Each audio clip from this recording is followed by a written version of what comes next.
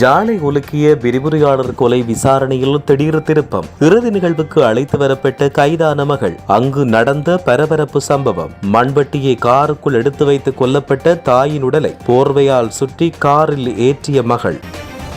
கிணற்று கொலை விவகாரத்தில் அடுத்த பெரும் திருப்பம். மீட்கப்பட்ட ஆதாரங்களால் குழப்பத்தில் போலீசார். வாக்குமூலங்களில் திரைப்படங்களை ஒத்த பகீர் சம்பவங்கள். ஜாலில் பதுக்கப்பட்டுள்ள பாரியளவான எரிபொருள். 400 லிட்டர்கள் டீசலை கொண்டு சென்ற நபர் சுன்னாகம் போலீசாரினால் கைது. புதிதாக நிறுவப்பட்ட கனடாவில் தமிழ் இனப்படுகொலை நினைவுச் சின்னம் சேதம். எழுந்துள்ள கடும் கண்டனம். யாழில் மற்றொரு பாரிய எரிபொருள் பதுக்கல். வசமாக சிக்கிக் கொண்ட நபர்கள். 4700 லிட்டர் வரை டீசல் மற்றும் 800க்கும் அதிகமான பெட்ரோல். இலங்கையின் கடலோர பகுதிகளில் 3 டிரில்லியன் கன அடி எரிவாயு மற்றும் பல பில்லியன் பேரல் கச்சா எண்ணெய் இருப்பது உறுதி. நாட்டுக்கு கிடைத்த பாரிய அதிர்ஷ்டம். இலங்கை ஈரானுக்கு மிகவும் மரியாதைக்குரிய நாடு. இலங்கைக்கு உதவ முன்வந்தது ஈரான். எரிபொருள் வழங்க தயார் என்று அறிவிப்பு. பேருந்து கட்டட அதிகரிப்பு அமைச்சரவை பத்திரம் என்று சமர்ப்பிப்பு. நாடளாவிய ரீதியில் ஏற்படவுள்ள மாற்றம். வெறுப்பு பேச்சுக்களை பேசும் தமிழ் பாராளுமன்ற உறுப்பினர்கள் மற்றும் அரசியல்வாதிகளுக்கு எதிராக யாழ்ப்பாணத்தில் போராட்டம். நல்லூரில் குவிந்த மக்கள். ஓடுதளத்தில் தீயணைப்பு வாகனம் மீது மோதிய கனடா விமானம். 70க்கும் மேற்பட்டோர் காயமடைந்துள்ளதாகவும் தகவல். யாழ்ப்பாண பல்கலைக்கழகத்தின் சித்த மருத்துவ பீட விரிவுரையாளர் தயாளினி திலீபன் கொலை செய்யப்பட்ட விவகாரம் சமூகத்தில் பெரும் அதிர்ச்சியை ஏற்படுத்தியுள்ள நிலையில் விசாரணைகளில் சந்தேக நபர்களின் வாக்குமூலங்களில் மேலும் பல பரபரப்பான தகவல்கள் வெளியாகியுள்ளன. இந்த சம்பவத்தின் பின்னணி பற்றி பலத்த விவாதங்கள் தோன்றியுள்ள நிலையில் விடலைக்கால காதல் போதை கஞ்சா போதை கலந்த ஒரு போதை கலவையினால் இந்த கொலை நடைபெற்றுள்ளது விசாரணையில் தெரிய வந்துள்ளது. விரிவுரையாளரின் மகளும் மருமகனும் திட்டமிட்டு இந்த கொலையை செய்தமை இதுவரையான விசாரணைகள் வெளியாகியுள்ளது. கடந்த 18ஆம் தேதி அதிகாலை விரிவுரையாளர் கொலை செய்யப்பட்டு அன்று காலை அதிகாலை தனங்கிழப்பு பற்றைக்காட்டுக்குள் வீசப்பட்டார். சடலத்தை வீசிவிட்டு விரிவுரையாளரின் வீட்டில் கொள்ளையடிக்கப்பட்ட நகையை அடகு வைத்து பெற்ற பணத்தில் திருகோணமலையில் வாடகைக்கு வீடு எடுத்து வீட்டுக்கு பால் காய்ச்சி குடிபுகுந்து தம்பதியாக வாழ ஆரம்பித்த மகளும் மருமகனும் 20ஆம் தேதி போலீசாரால் கைது செய்யப்பட்டுள்ளனர். அவர்களிடம் நடத்தப்பட்ட விசாரணையின் அடிப்படையில் 21ஆம் தேதி தனங்கிழப்பு பற்றைக்காட்டுக்குள்ளிருந்து விரிவுரையாளரின் சடலம் மீட்கப்பட்டது.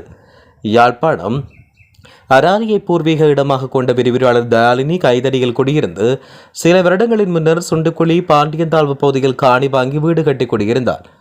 அவருக்கு 2 பிள்ளைகள். மூத்த மகன் ராஜரட்ட பல்கலைக்கழகத்தில் விரிவுரையாளராக உள்ளார். மகளுக்கு 19 வயது. கொலையின் பிரதான சந்தேக நபரான அரியாலை பகுதியைச் சேர்ந்த திவாகர் வயது 20 என்ற இளைஞன் விரிவுரையாளரின் மகளான ஜுவித்தியா வயது 19 என்பவரை காதலித்து வந்த நிலையில் கடந்த வருடம் 18 வயதில் திருமண வயதை எட்டியதும் இருவரும் வீட்டை விட்டு வெளியேறி பதிவு திருமணம் செய்து கொண்டனர். பதிவு திருமணம் செய்து சுமார் 3 மாத காலம் வாழ்ந்த நிலையில் சுவித்தியா கணவருடன் வாழ முடியாது கொடுமைகளுக்கு தான் உள்ளாவதாக கூறி தாய் வீட்டுக்கு திரும்பியுள்ளார். இந்நிலையில் போதைக்கு இளைஞன் அடிமையாகியிருந்தார்.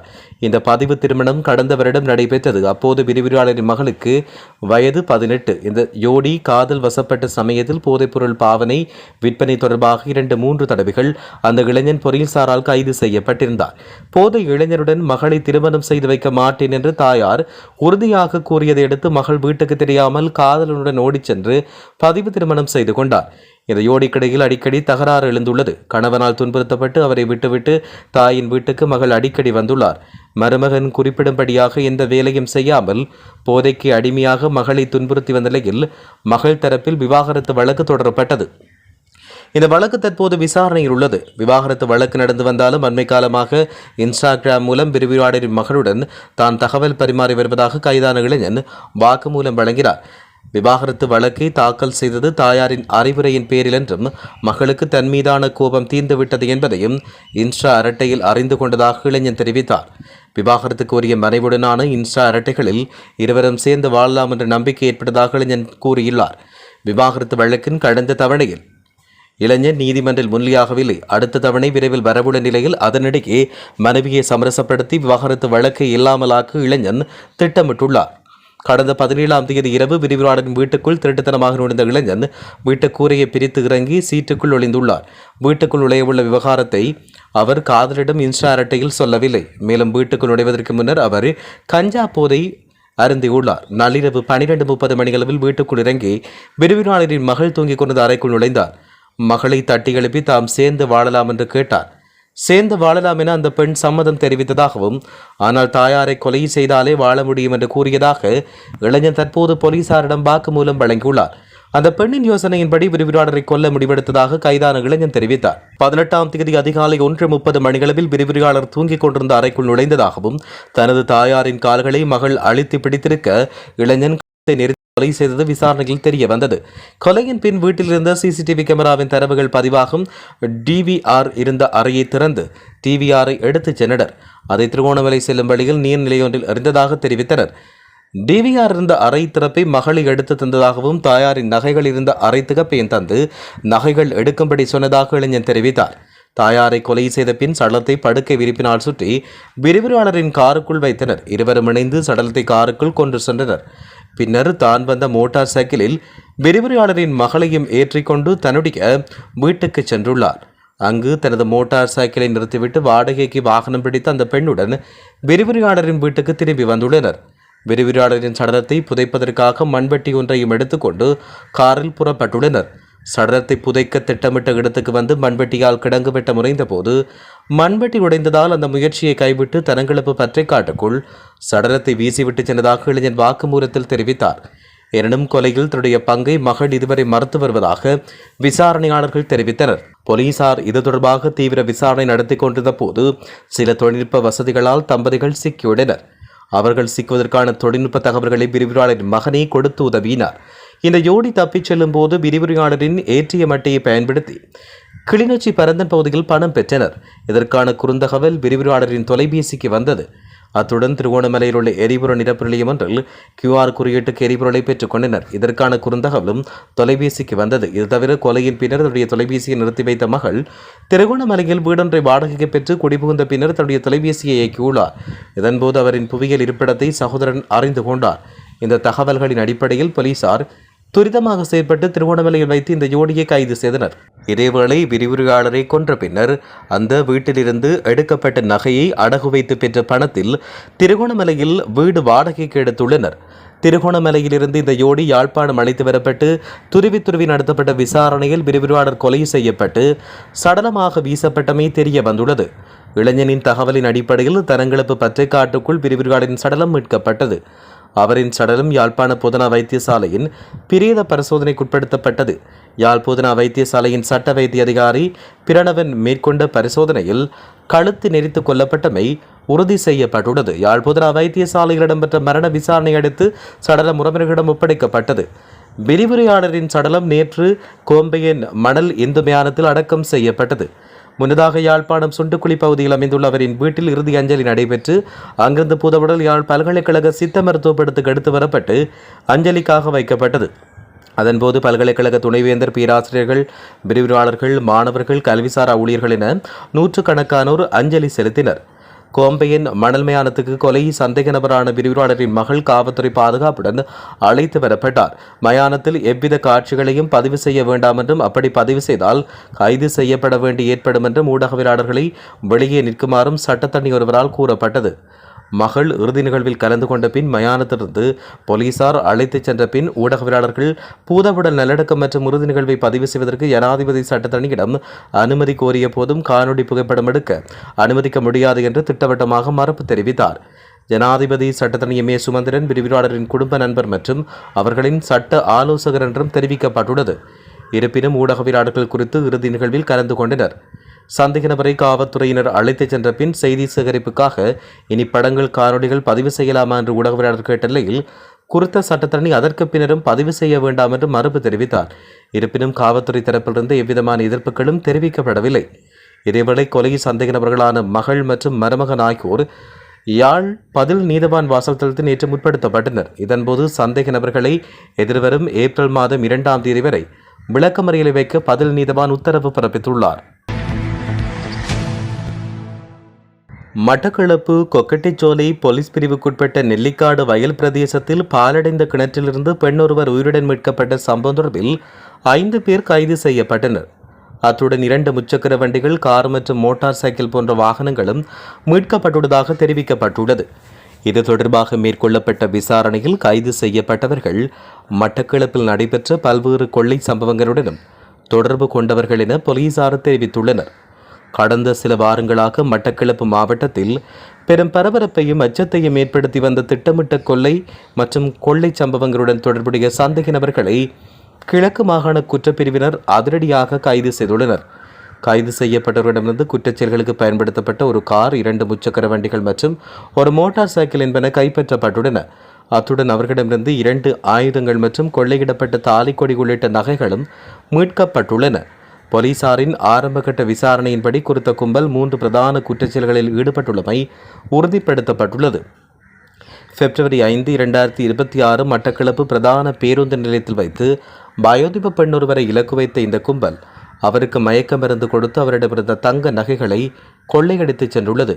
கடந்த பிப்ரவரி 28 வெள்ளாவளி திக்கோடை 40 கிராமத்தில் உள்ள தன்னுடைய வீட்டிலிருந்து பழுகாமம் வைத்தியசாலைக்கு வந்த பெண் பழுகாமத்தில் உள்ள வங்கி ஒன்றில் பணத்தை பெற்றுக்கொண்டு களுவாஞ்சிக்குடி நகருக்கு வருகை தந்துள்ளார்.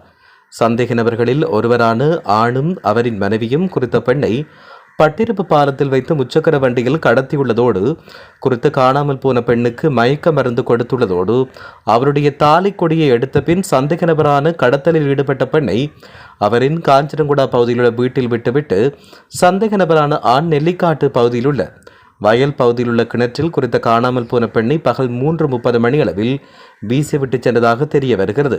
கிணற்றிலிருந்து உருக்குலைந்த நிலையில் மீட்கப்பட்ட பெண்ணின் உடல் வெள்ளாவளி 40 கிராமத்தில் காணாமல் போன பெண்ணுடையது என்று கைது செய்யப்பட்ட சந்தேக நபர்களின் தகவலில் இருந்து உறுதியாகியுள்ளது.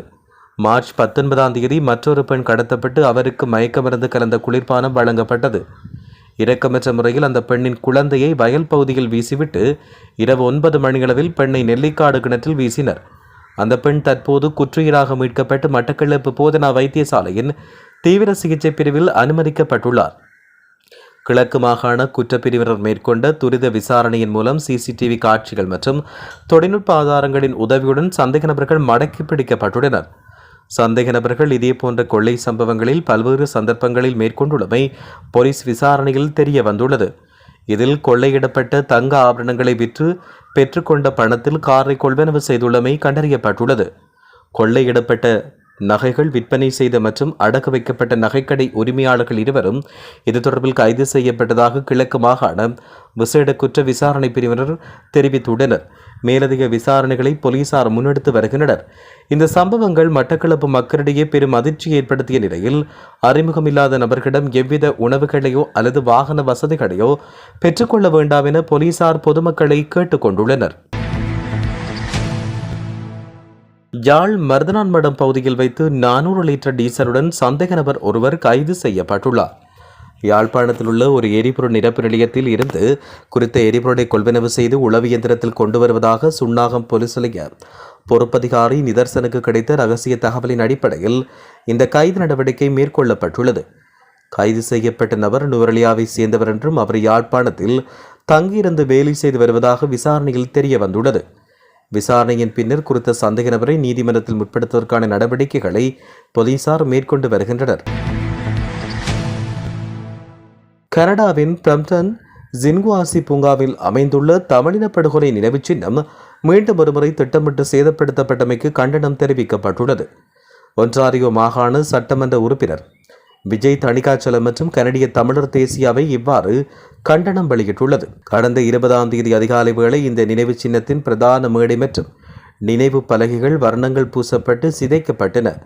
இந்த செயல் அருவருப்பானது என்று குறிப்பிட்டுள்ள விஜய் தணிகாச்சலம் இது ஒட்டுமொத்த ஒன்றாரியோ தமிழ் மக்களின் அடையாளம் மற்றும் வரலாற்றின் மீதான நேரடி தாக்குதல் என்று சாடியுள்ளார். வெறுப்புணர்வு மற்றும் இனப்படுகொலையை மறுக்கும் போக்கும் ஒன்றாரியோவில் இடம் பிடிக்க முடியாது என அவர் ஆணித்தரமாக தெரிவித்துள்ளார். யாழ்ப்பாணம் ஊரலு பகுதியில் உள்ள தனியார் நிறுவனத்தின் களஞ்சிய சாலை ஒன்றில் பதுக்கி வைத்திருந்த பெருமளவு எரிபொருட்கள் யாழ் மாவட்ட குற்றத்தடுப்பு பிரிவு போலீசாரினால் கைப்பற்றப்பட்டுள்ளன. இதன்பொழுது 4200 லிட்டர் வரையிலான டீசலும் 800 லிட்டர் பெட்ரோலும் 400 லிட்டர் மண்ணெண்ணையும் கைப்பற்றப்பட்டதுடன் சந்தேகத்தின் பேரில் ஒருவர் கைது செய்யப்பட்டுள்ளார். யாழ் மாவட்ட குற்றத்தடுப்பு போலீசாருக்கு கிடைத்த ரகசிய தகவலின் அடிப்படையில் பொறுப்பதிகாரி பிரேமதிலகா தலைமையிலான குழுவினர் ஊரளவில் உள்ள தனியார் பல்பொருள் அங்காடியின் களஞ்சிய சாலையில் இன்று நடத்திய சோதனையின் பொழுது பரல்களில் வைக்கப்பட்ட குறித்த பெருந்தொகையான எரிபொருட்களை மீட்டுள்ளனர். சம்பவம் தொடர்பில் களஞ்சிய சாலையில் ஒருவர் கைது செய்யப்பட்டதோடு யாழ்ப்பாண மாவட்ட குற்றத்தடுப்பு பிரிவு போலீசார் மேலதிக விசாரணைகளை மேற்கொண்டு வருகின்றனர். விசாரணைகளுக்கு பின்னர் கைப்பற்றப்பட்ட எரிபொருட்கள் மற்றும் சந்தேக நபரை யாழ்ப்பாண நீதவான் நீதிமன்றத்தில் முற்படுத்த போலீசார் நடவடிக்கை எடுத்து வருவதாக தெரிவிக்கப்படுகிறது. இலங்கையின் கடலோர பகுதிகளில் 3 டிரில்லியன் கன அடி வரை இயற்கை எரிவாயு இருப்புகள் இருப்பதாக மதிப்பிடப்பட்டுள்ளதாக த சண்டே மார்னிங் இதழில் வெளியான நேர்காணல் ஒன்றில் தெரிவிக்கப்பட்டுள்ளது. இலங்கை பெட்ரோலிய அபிவிருத்தி அதிகார சபையின் தலைவர் சாலிய விக்ரமசூரியவை மேற்கோள் காட்டி வெளியாகிய அந்த அறிக்கையில் நாட்டின் பிராந்திய கடல் எல்லை மற்றும் பிரத்யேக பொருளாதார மண்டலத்துக்குட்பட்ட கடற்பரப்புக்கு அடியில் பல பில்லியன் பரல் கச்சா எண்ணெய் இருப்பதற்கான சாத்தியக்கூறுகள் உள்ளதாக தெரிவிக்கப்பட்டுள்ளது. சமீபத்திய ஆண்டுகளில் சேகரிக்கப்பட்ட வடிநில மாதிரிகள் மற்றும் நில அதிர்வு தரவுகளின் அடிப்படையில் இந்த மதிப்பீடுகள் அமைக்கப்பட்டுள்ளன. இவை இலங்கையின் கடல்சார் வளங்களின் ஆற்றல் குறித்த புரிதலை மேம்படுத்தியுள்ளன.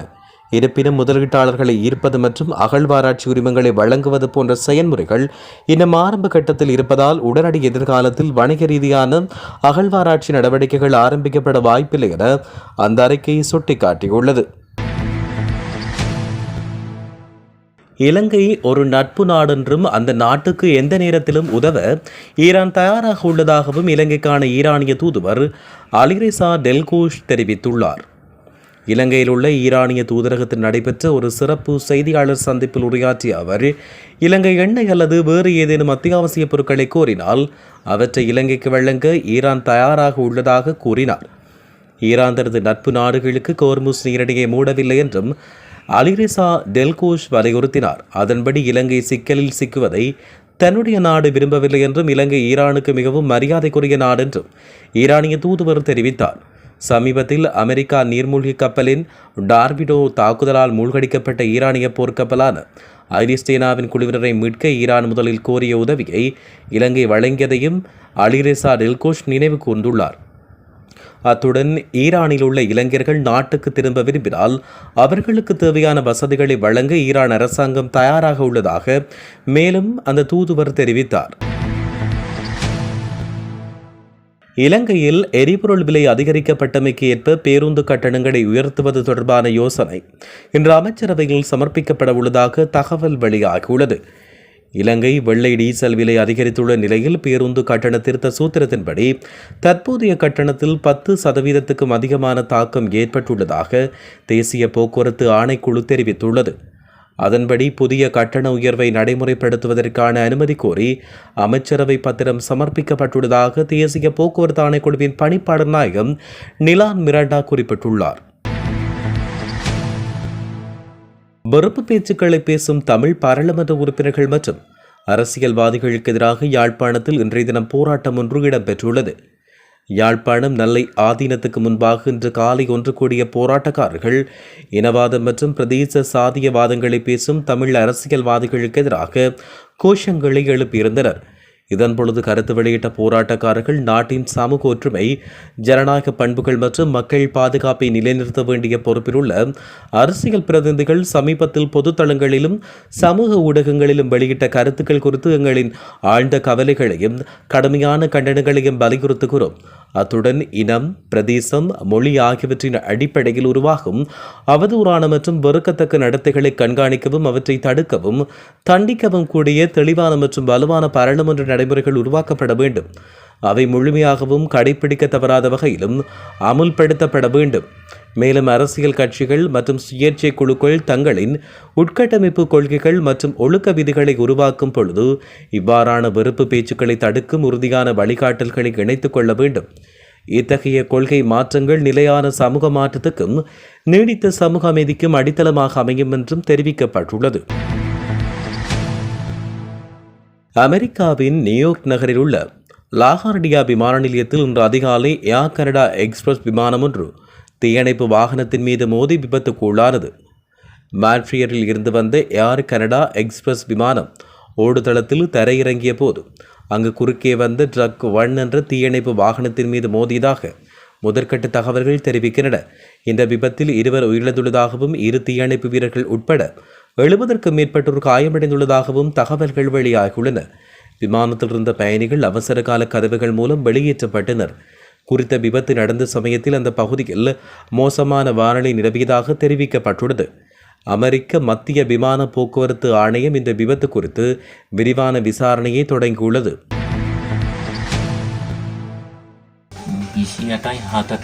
ஜாலை உலுக்கிய விரிவுரையாளர் கொலை விசாரணையில் திடீர் திருப்பம். இறுதி நிகழ்வுக்கு அழைத்து வரப்பட்ட கைதான மகள். அங்கு நடந்த பரபரப்பு சம்பவம். மண்வெட்டியை காருக்குள் எடுத்து வைத்து கொல்லப்பட்ட தாயின் உடலை போர்வையால் சுற்றி காரில் ஏற்றிய மகள். கிணற்று கொலை விவகாரத்தில் அடுத்த பெரும் திருப்பம். மீட்கப்பட்ட ஆதாரங்களால் குழப்பத்தில் போலீசார். வாக்குமூலங்களில் திரைப்படங்களை ஒத்த பகீர் சம்பவங்கள். ஜாலில் பதுக்கப்பட்டுள்ள பாரியளவான எரிபொருள்.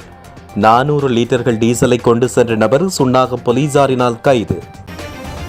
புதிதாக நிறுவப்பட்ட கனடாவில் தமிழ் இனப்படுகொலை நினைவுச் சின்னம் சேதம். எழுந்துள்ள கடும் கண்டனம்.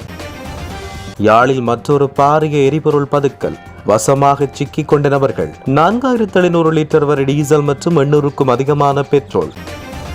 இலங்கையின் கடலோர பகுதிகளில் 3 டிரில்லியன் கன அடி எரிவாயு மற்றும் பல பில்லியன் பேரல் கச்சா எண்ணெய் இருப்பது உறுதி. நாட்டுக்கு கிடைத்த பாரிய அதிர்ஷ்டம்.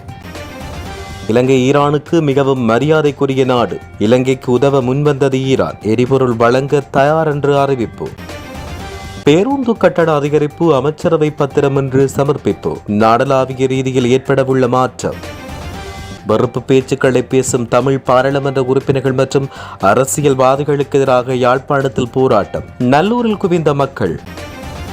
ஓடு தளத்தில் தீயணைப்பு வாகனம் மீது மோதிய கனடா விமானம். 70க்கும் மேற்பட்டோர் காயமடைந்துள்ளதாகவும் தகவல்.